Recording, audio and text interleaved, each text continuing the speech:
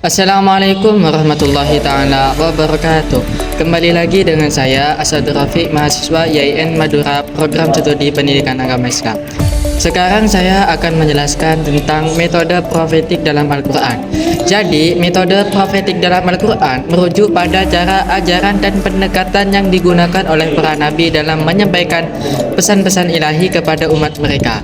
Al-Quran sebagai kitab suci umat Islam mengandung berbagai metode pengajaran yang digunakan oleh para nabi, termasuk Nabi Muhammad SAW untuk menyampaikan ajaran Allah kepada umat manusia.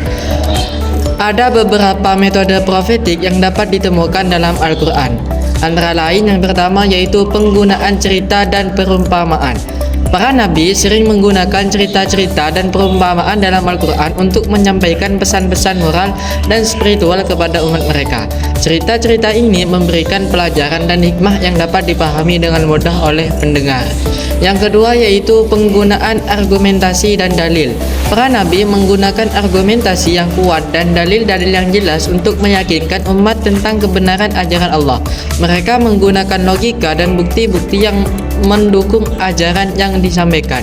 Yang ketiga yaitu kesabaran dan keteladanan. Para nabi menunjukkan kesabaran dan keteladanan dalam menghadapi cobaan dan tantangan dalam menyampaikan ajaran Allah. Mereka menjadi teladan bagi umat dalam menjalani kehidupan dengan penuh keteguhan dan keimanan. Yang keempat yaitu doa dan tawakal. Para nabi selalu mengajarkan umat untuk berdoa dan bertawakal kepada Allah Subhanahu wa ta'ala dalam setiap urusan. Mereka menunjukkan kekuatan doa dan keyakinan pada Allah Subhanahu wa ta'ala sebagai sumber segala kekuatan.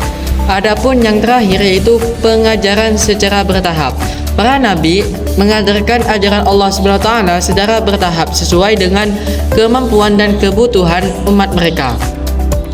Mereka memahami kondisi umat dan memberikan petunjuk secara bertahap untuk memperkuat iman dan akhlak umat.